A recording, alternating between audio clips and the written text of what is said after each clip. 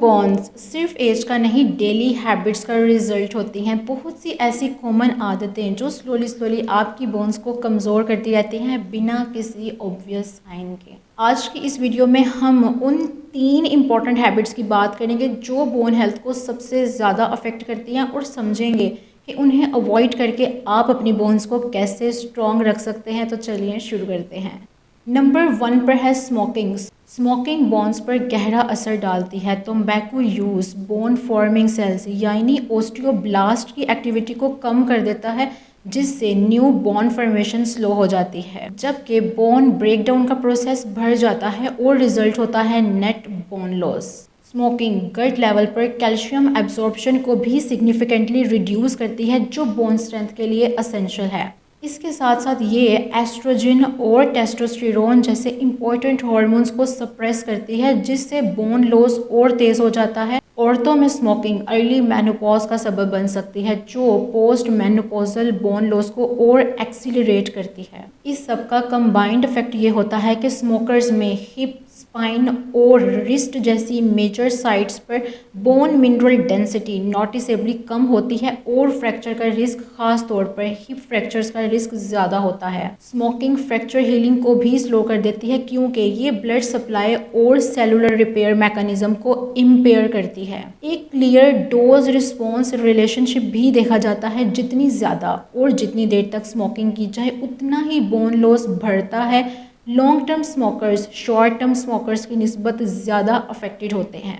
अच्छी बात यह है कि स्मोकिंग क्विट करने के बाद बोन लॉस की स्पीड कम हो सकती है, यानी कुछ हद तक ये प्रोसेस रिवर्सिबल होता है। ओवरऑल स्मोकिंग को बोन वीकनेस और ऑस्टियोपोरोसिस का एक डायरेक्ट और इंडिपेंडेंट कॉज माना जाता है। इसलिए सबसे ज़रूरी स्टेप स्मोकिंग को अवॉइड करना या जल्द से जल्द क्विट करना है, क्योंकि ये बोन हेल्थ को प्रोटेक्ट करने के लिए सबसे इफेक्टिव डिसीजन होता है। सेकंड पे आता है poor diet. Poor diet bone health को डायरेक्टली अफेक्ट करती है, खास तौर पर कैल्शियम, विटामिन डी और प्रोटीन की कमी। लो कैल्शियम इंटेक से बोन प्रॉपरली मिनरलाइज नहीं हो पाती। पीक बोन मैस जो ज़्यादातर यूथ में डेवलप होता है, वो अचीव नहीं होता और बॉडी कैल्शियम मेंटेन करने के लिए बोन्स से कैल्शियम लेना शुरू कर देती है। अगर ये डेफिशिएंसी लॉन्ग टर्म रहे तो प्रोग्रेसिव बोन लॉस और फ्रैक्चर का रिस्क बढ़ जाता है। विटामिन डी की कमी इंटेस्टाइनल कैल्शियम एब्जॉर्प्शन को कम करती है और सेकेंडरी हाइपर पैराथायरॉयडिज्म के जरिए बोन ब्रेकडाउन को तेज करती है, जिससे ऑस्टियोमलेशिया यानी सॉफ्ट और वीक बोन्स डेवलप हो सकती हैं और फॉल्स और फ्रैक्चर्स का रिस्क भी बढ़ जाता है। साथ ही लो प्रोटीन इंटेक बोन के कोलेजन मैट्रिक्स को वीक करता है और IGF-1 जैसे बोन ग्रोथ फैक्टर्स को कम कर देता है, जिसका रिजल्ट लो बोन मिनरल डेंसिटी और मसल वीकनेस की सूरत में निकलता है।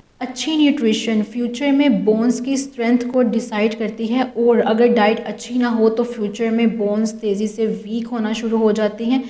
इसलिए पुअर न्यूट्रिशन को वीक बोन्स का एक इम्पॉर्टेंट कॉज माना जाता है। इसलिए डेली डाइट में calcium rich foods, adequate protein और विटामिन डी का ख्याल रखना बहुत ज़रूरी है और प्रोसेस्ड न्यूट्रिएंट्स पुअर डाइट से बचना चाहिए ताकि बोन्स स्ट्रॉन्ग रह सकें। और नंबर 3 पे है लैक ऑफ एक्सरसाइज यानी सेडेंटरी लाइफस्टाइल। एक्सरसाइज की कमी बोन्स को एक स्पेसिफिक बायोलॉजिकल मैकेनिज्म के थ्रू वीक करती है। नॉर्मली जब बोन्स पर वेट और मूवमेंट का प्रेशर पड़ता है तो ये मैकेनिकल लोड बोन सेल्स, खास तौर पर ओस्टियोसाइट्स को एक्टिवेट करता है। ये सेल्स ओस्टियोब्लास्ट को सिग्नल देते हैं कि न्यू बोन बनाई जाए, जिससे बोन फॉर्मेशन स्ट्रॉन्ग रहती है। लेकिन जब मूवमेंट और लोड कम हो जाता है तो ये सिग्नलिंग सिस्टम स्लो पड़ जाता है। इस सूरत में ओस्टियोक्लास्ट जो बोन ब्रेकडाउन के जिम्मेदार होते हैं, वो ज़्यादा एक्टिव हो जाते हैं, जिससे बोन फॉर्मेशन का प्रोसेस स्लो और बोन ब्रेकडाउन का प्रोसेस फास्ट हो जाता है। इसी इम्बैलेंस की वजह से बोन मिनरल डेंसिटी कम होती रहती है। साथ ही मसल्स की वीकनेस और रिड्यूस्ड सर्कुलेशन भी बोन्स तक न्यूट्रिएंट्स और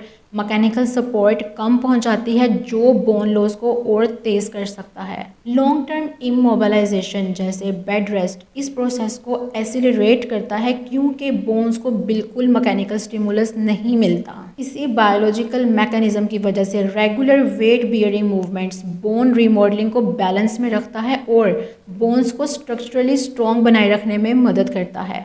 इसलिए बोन हेल्थ को सपोर्ट करने के लिए रोज़ाना रूटीन में वेट बियरिंग एक्टिविटीज़ शामिल करना ज़रूरी है, जैसे ब्रिस्क वॉकिंग या लाइट रेजिस्टेंस ट्रेनिंग। हफ्ते में कम से कम कुछ दिन मसल्स और बोन्स को चैलेंज देने वाली एक्सरसाइज लाजमी करनी चाहिए। साथ ही प्रोलॉन्ग्ड सिटिंग से बचना और दिन भर छोटी छोटी मूवमेंट्स ब्रेक्स लेना बोन के लिए फ़ायदेमंद होता है। कंसिस्टेंट और gradual exercise routine bone strength को मेंटेन करने का सबसे इफेक्टिव तरीका माना जाता है। स्ट्रॉन्ग बोन्स हेल्दी लाइफ की बुनियाद होती हैं और छोटी छोटी डेली हैबिट्स उन्हें प्रोटेक्ट या डैमेज कर सकती हैं। आज से इन हैबिट्स पर ध्यान दें क्योंकि सही चॉइसेस आपकी बोन्स को लंबे अरसे तक स्ट्रॉन्ग रख सकती हैं।